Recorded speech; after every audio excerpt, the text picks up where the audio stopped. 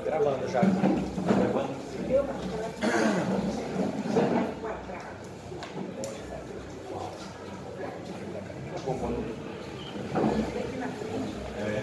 Boa tarde. Começamos essa mesa, né, de lançamento, de discussão, de contribuição à guerra do movimento Ticum,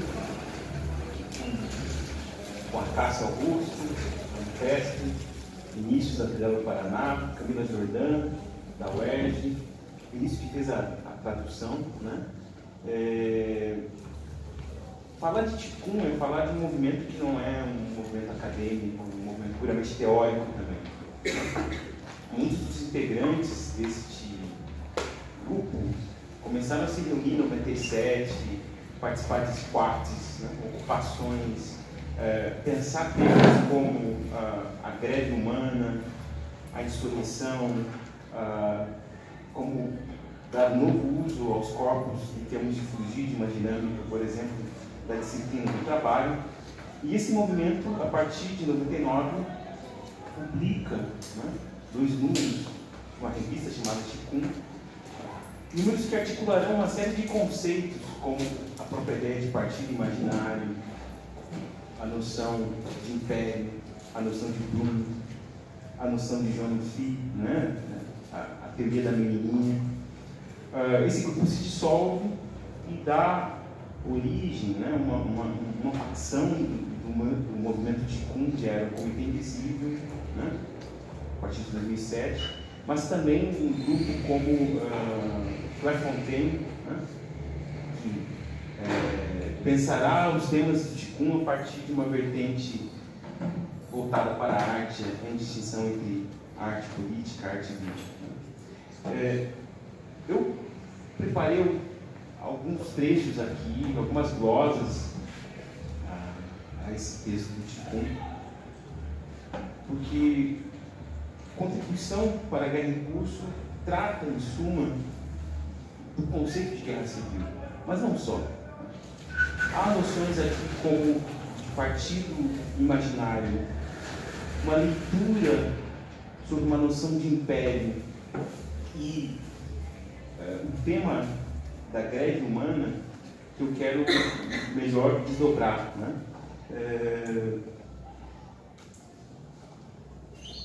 A noção de guerra civil, né? O Agamben, no Stasis, que foi publicado apenas em 2015 na Itália, mas é um texto oriundo de conferências que ele ministrou em Princeton em 2001, né? Quase contemporâneas desse ensaio, e aqui a gente percebe que há muitos ecos da filosofia gambeniana no Ticum, né? Uma interlocução muito intensa, ao ponto de o Ticum também ser chamado, né, a esfera de uma política gambeniana em prática, né? Em que o Agamben diz: se há uma irenologia na filosofia política moderna, ou seja, uma teoria da paz, se há uma polematologia, uma teoria da guerra, falta se constituir uma teoria da guerra civil, uma stasiologia, remetendo aqui a noção grega de stasis, né? Stasis designando aquele momento em que o demos ele se encerra para o retorno às guerras familiares, às guerras privadas, né? Nesse sentido. Stasis designa aquele momento de guerra civil que pode ser declarada, por exemplo, quando um cidadão vai até a ágora armado com sua colita, escudo, lança. Né? Essa imagem de que a ágora é um espaço de discussão não violenta, mas em uma cidade que convive com a violência, sobretudo a violência na zoiquia, para Agamben, a noção de guerra civil ela estabelece essa articulação entre o orcos e a cordis, no sentido de que a todo momento a oiquia ela pode, por exemplo, irromper com toda a sua violência na esfera da cidade. Então, essa noção de uma guerra civil, uma guerra interna. Curiosamente, o conceito de guerra civil, ele segundo Agamben, né, nessa trajetória gambeniana, logo entra no Ticum, ele terá uma presença no debate mais recente numa obra de 63 da Hannah Arendt chamada On Revolution, da Revolução. Quando a Hannah Arendt diz que a Segunda Guerra Mundial ela não se conceitua mais uma noção clássica de guerra, mas uma guerra civil mundial. Tikkun verá nesse conceito de guerra civil uma possibilidade de pensar a própria política no nosso contexto. E a partir disso, para entender o que significa guerra civil, eu vou ler alguns trechos aqui. Né? Os chineses, que mantiveram seus quartéis fora da metafísica da subjetividade entre os séculos 6 e 3 da nossa era, forjaram para si uma teoria da soberania impessoal que pode ser bastante útil para compreender os ressurgimentos atuais da dominação imperial. A elaboração dessa teoria permanece associada ao nome de Han Feizi, principal figura da escola qualificada de forma errônea como legalista, uma vez que desenvolve um pensamento sobre a norma mais do que sobre a lei. É sua doutrina, compilada sob o título de O Tal do Príncipe, que ditou a fundação do primeiro império chinês verdadeiramente unificado, pelo qual foi encerrado o período chamado de Reinos Combatentes. É muito curioso que no ano de 99, ao mesmo tempo em que se lançava o Tikkun, lançava-se uma tradução feita por Jean Lévy, na França, Han Feizi, ou O Tal do Príncipe, Estratégias da Dominação Absoluta, que foi um estrategista da guerra, mais ou menos aqui entre o século V ou IV a.C. O que nos propõe essa doutrina? Uma vez estabelecido o império, o soberano Qin mandou queimar a obra de Han Fei. Esse Xi, ao final do nome dele, significa mestre, né? Em 213 a.C. Apenas no século XX foi exumado o texto que havia comandado toda a prática do Império Chinês, portanto, justamente quando esse caía. O príncipe de Han Fei, aquele que ocupa a sua posição, é príncipe somente em razão de sua impessoalidade, de sua ausência de qualidade, de sua invisibilidade, de sua inatividade. Só é príncipe na medida de sua reabsorção no tal, no caminho, no curso das coisas.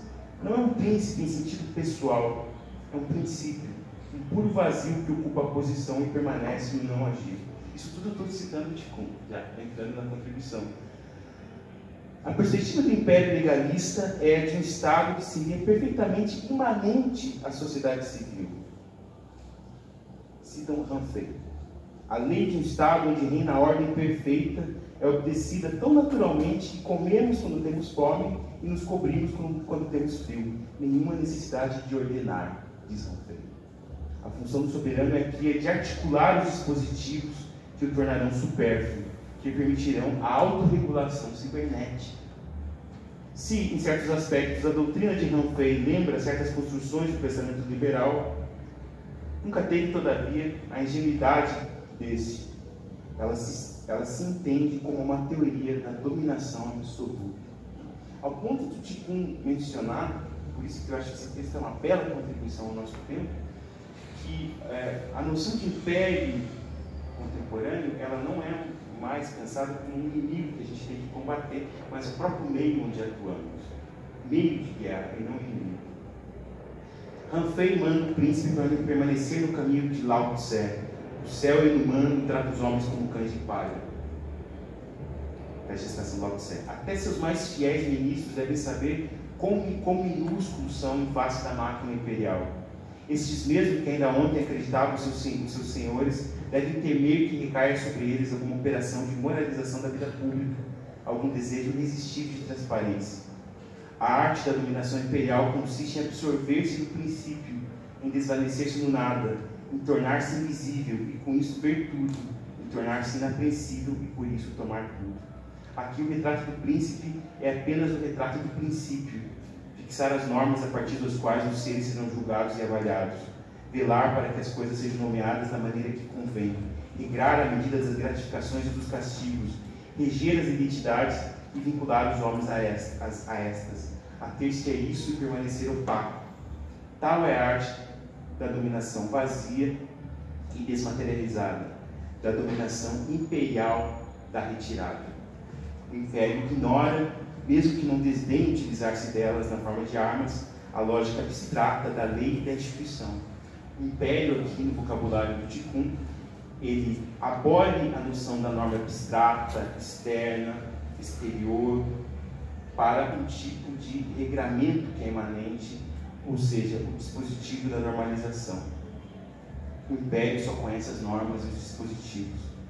Como os dispositivos, as normas são locais, estão em vigor aqui e agora, enquanto isso funcionar empiricamente. As normas não escondem sua origem e seu porquê. Não é nas normas que se deve ser buscado, mas no conflito, numa crise que as precedeu. O essencial já não reside hoje numa proclamação linear de universalidade, que continuamente pretenderia fazer-se respeitar por todos os lados. Ao contrário, a atenção se volta às operações, à pragmática.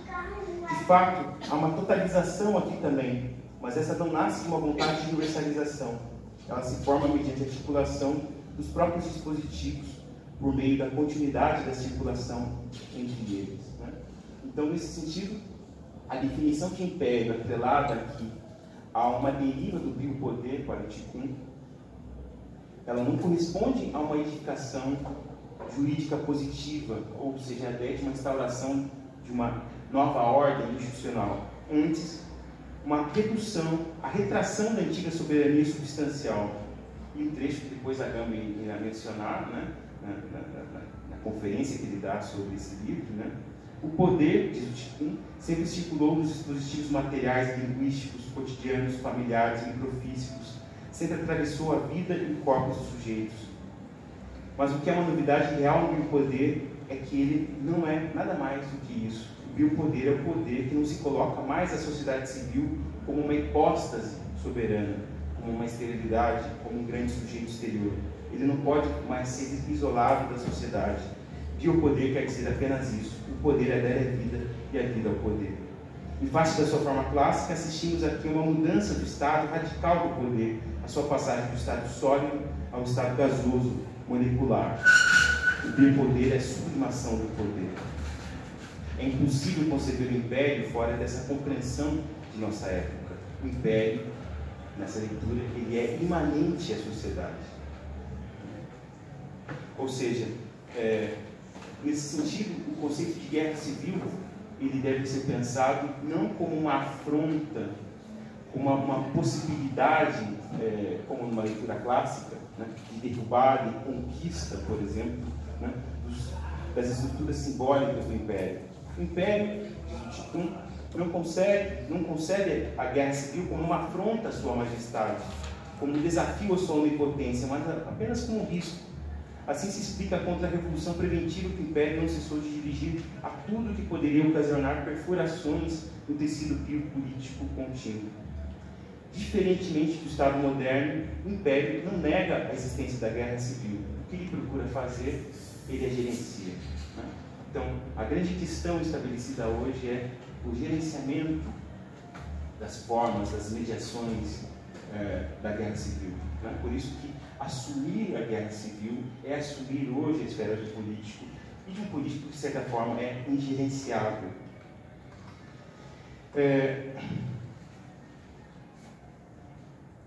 Onde suas redes ainda não penetram, ou penetram apenas de forma insuficiente, ele se aliará, né? Isso é um tema bem recorrente para nós, pelo tempo que for necessário, com qualquer máfia local, isto é, com esta ou aquela milícia, eu ajustei a tradução aqui, se essas lhe garantirem manter a ordem sobre o território que lhe corresponde. Eu também fiz essa correção quando eu estava lendo. O tradutor, por favor, autoriza ele publicamente aqui, porque eu achei previsível. Não é mais estranho o império do que a questão de saber quem controla o que, desde que haja controle. Né?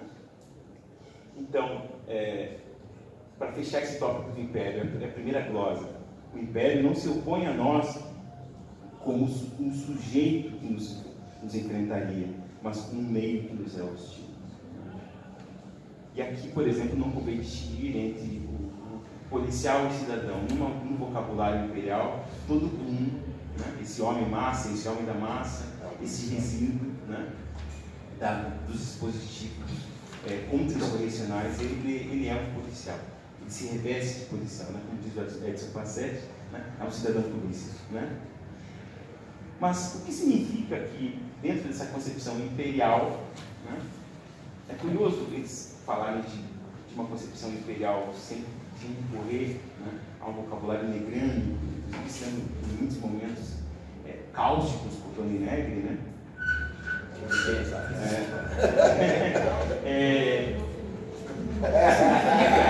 No interior dessa gramática imperial, a guerra civil. Né? É muito curioso. E aí, uma primeira colocação, que acho que talvez a gente discutir depois. Então, eu não sei se o termo guerra civil ainda ele pode afirmar, ou dar conta disso que o Tikkun está lançando, mas é apenas uma provocação. Por que guerra civil? Né? Guerra, porque em cada jogo singular entre formas de vida, a eventualidade de confronto bruto, o recurso à violência jamais pode ser anulado. Então, nesse sentido, para o Tikkun, é como se o Estado, né, e aí tem um eco benjaminiano muito forte, né, essa violência concentrada no Estado ela é mitológica, ela é uma despossessão, uma negação dessa violência que atravessa nossas relações. Né?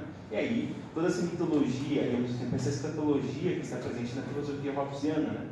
Que tentará pensar o Estado como aquele que põe fim à violência. Obviamente, sim, o Estado é uma máquina de guerra tremenda, né? Mas há povo onde não há multidão. Né? Quando pensar a dimensão da violência, independentemente do Estado, e aí eles vão recorrer a clastres, é tentar entender de uma maneira mais sutil a dimensão de violência que corresponde à vida cotidiana, por exemplo, né, nas comunidades que se estudou, as práticas guerreiras das comunidades indígenas, caça, as formas de autodefesa. Né? Aqui não nos autodefendemos, chamamos um policial, né? Que é treinado para matar. Né? Então, civil, e aí eu não gosto muito do conceito de civil, isso depois é um conceito romano, complicado, mas enfim. Porque as formas de vida não se confrontam apenas como estados, mas como coincidências entre população e território. Então, elas se confrontam, essas formas de vida, como partidos. Isso é muito curioso que no Tikkun, né, a noção de partido é recuperada, mas não no sentido leninista do termo, até porque eles são extremamente cáusticos com Lenin. Né? Esse texto ele fecha com uma espécie de manifesto, que é o como fazer, uma brincadeira ao que fazer de Lenin. Uma espécie de, para eles, Lenin propõe uma noção um pouco histérica e despotencializada de política, a política da espera. Né? O como fazer com um eco muito punk, de ação direta, né? E de uma relação imediata com a praxis e com os dispositivos que nos cercam. Então, os partidos, não no sentido de que essa palavra tinha chegado até o Estado moderno, né? Mas agora é preciso especificar, precisamos pensar os partidos como máquinas de guerras partisanas. Né? E eu vou analisar para fechar aqui a noção de partido imaginário. Guerra civil, porque as formas de vida ignoram a separação entre homens e mulheres, existência política e vida nua, civis e tropas regulares. Porque a própria neutralidade, e nesse sentido, as próprias forças estatais, elas ainda são um partido no livre jogo das formas de vida. Porque esse jogo não tem início, não tem fim. Nenhum fim que possam ser declarados, a não ser um fim físico do mundo que justamente ninguém pode declarar de modo preciso. Estar na vida é estar sempre em guerra civil. E sobretudo porque não conheço o corpo que não se encontra arrastado sem esperanças no curso excessivo e perigoso do mundo. Então a guerra civil ela corresponde a essa polêmica constante entre formas de vida. Mas o que é uma forma de vida? No Tikkun, que a forma de vida não se relaciona ao que somos, né? Mas ao como somos aquilo que somos. Esse domínio de um trinâmio é uma dimensão muito bonita quando eles começam falando, né, disso, né? Uma espécie de ética espinosista aqui. Né? Não nos definimos nem em relação conosco mesmos, né? Essa especificidade de um sujeito da consciência, de um sujeito cartesiano. Né? É uma dimensão dos afetos que nos relacionam com outros corpos, né? Uma vida que não se separa dessa sua forma, dessa sua gestualidade. A questão de saber por que um corpo é afetado por uma forma de vida mais do que por outra é tão desprovida de sentido quanto a saber por que há algo em vez de nada. Ela assinala apenas a recusa, por vezes o terror, de conhecer a contingência, e a fortiori, uma recusa de tomá-la em ato. O Qigong, ele, na verdade, é um belíssimo, né, elogio à contingência, né? Inclusive a contingência está escrita, né, em que os nomes de cada um que contribuíram para esse texto são apagados, né? Somente os Bloom, né, e depois você tem uma publicação apartada, né, que é a teoria do Bloom, que você pode até falar mais depois. Somente os Bloom, de fato, somente os átomos temerosos da sociedade imperial conhecem a violência. A violência, entre aspas, aqui, um mal radical e único que se apresenta sob infinidade de máscaras, por trás das quais é vitalmente importante reconhecê-la para melhor erradicá-la. Né? Essa noção sacrificial da violência, a violência, né, tendo como um selo oposto a ideia da punição, né? Ou seja, essa dimensão do direito de matar, né? Essa ideia do direito de matar, né? Soberano aquele que pode matar sem cometer homicídio, mas que no cotidiano é a faceta do policial que pode simplesmente apertar o gatilho, né? Essa dimensão sórdida e contingente, né? Em que o império se concretiza em suas versões mais caricatas, né? A versão, por exemplo, iniciante, né? Na verdade, então, a violência existe para nós como aquilo de que fomos despossuídos e de que hoje devemos nos reapropriar, né? Nós falávamos disso, né, ontem, né, que nesse sentido, uma filosofia de Qigong aplicada, por exemplo, a forma de educação, prevê uma educação que não é apenas essa educação nos livros, mas, por exemplo, a educação ligada à autodefesa, né? Essa dimensão dos afetos do corpo que envolve a violência, que não é apenas a violência da porrada, né? Mas esse reconhecimento de que a guerra civil, que a polêmica de que a guerra civil das formas de vida nos atravessa. Eu vou para fechar. Com o recolhimento do Estado liberal ao Império, passamos de um mundo partilhado pela lei a um mundo polarizado por normas.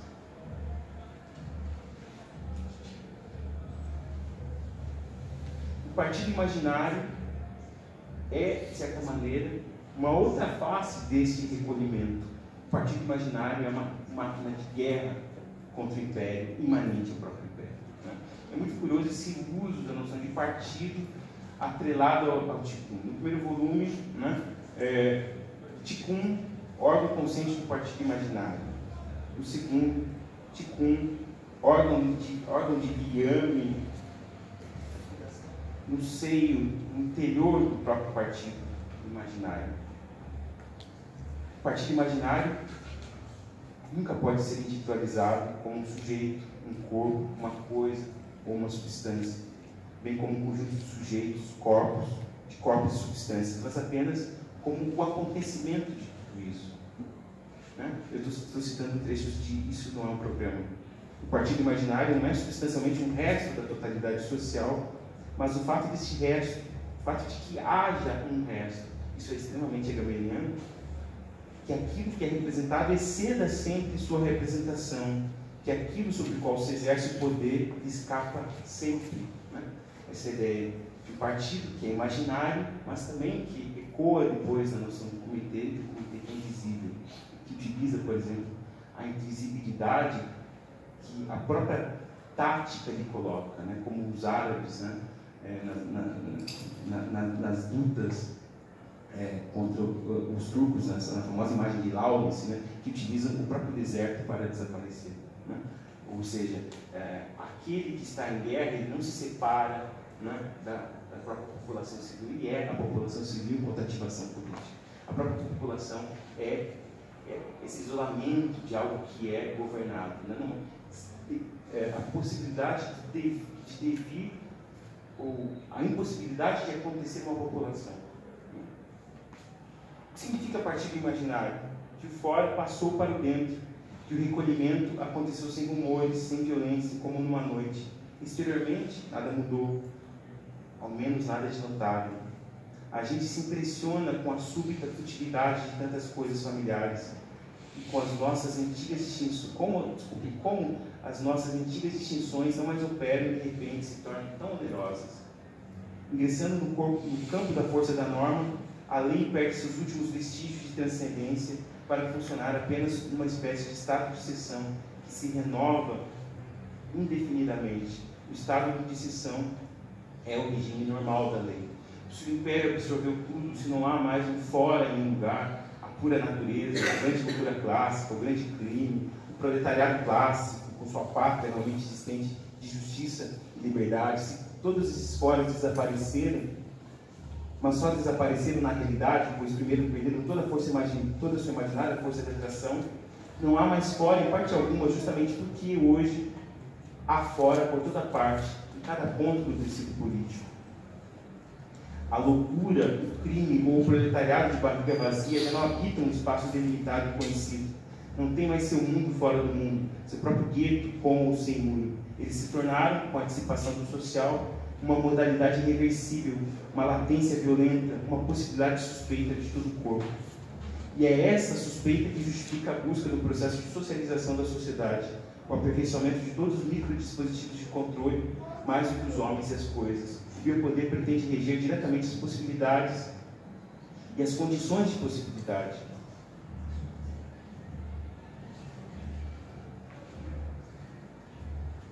Não sem razão, o partido imaginário é o fora deste mundo sem fora. A descontinuidade instalada no coração de um mundo que se tornou contínuo. O partido imaginário, então, ele passa a ser apenas essa sede de uma potência anônima. O agente do partido imaginário é aquele que, partindo de onde se encontra, de sua posição, desencadeia ou persegue o processo de polarização ética, de assunção diferencial das formas de vida. Esse processo não é outro que Ticum. Como dizia, depois vai dizer o Comitê Invisível, né? Quem vive uma vida de merda terá uma política de merda. Não há uma esfera pré-política que anteceda a instância da política. Então, a assunção dessa dimensão da guerra civil, das formas de vida, é imediatamente a assunção deste fora, né, imaginário do partido. Quem é o Ticum? Esse é mais um conceito que eu trago antes da noção de guerra, de greve humana.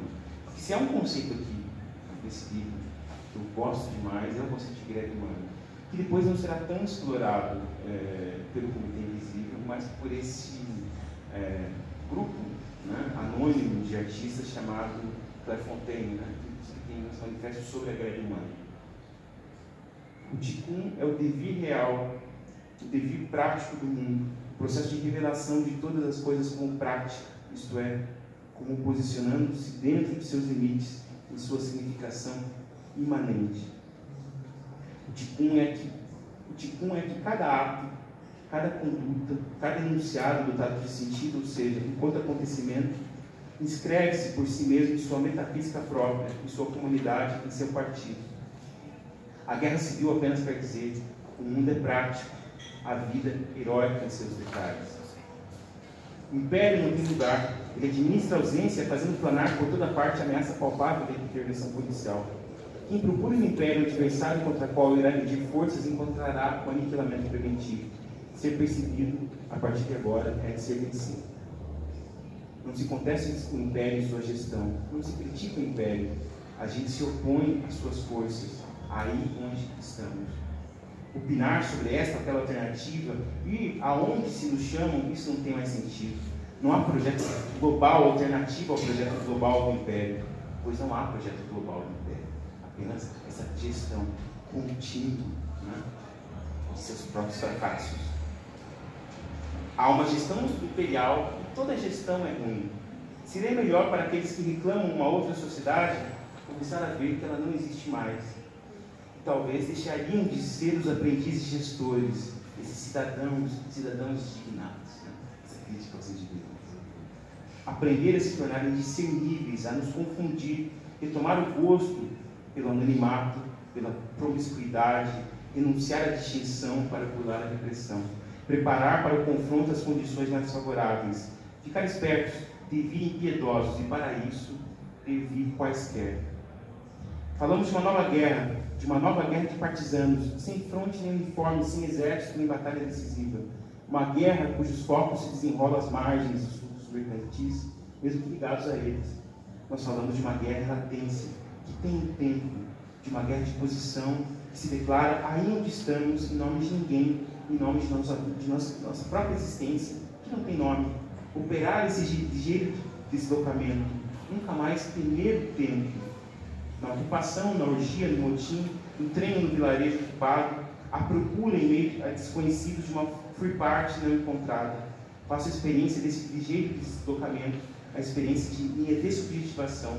Eu me torno uma singularidade qualquer.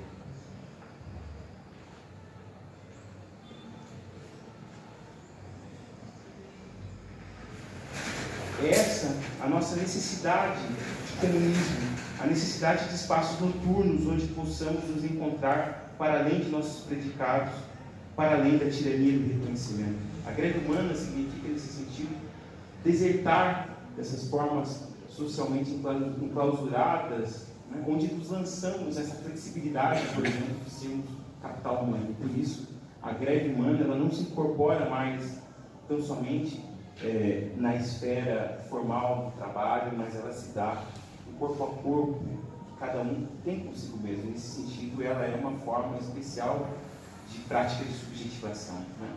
Acho que foram alguns trechos e comentários, eu vou passar para cá.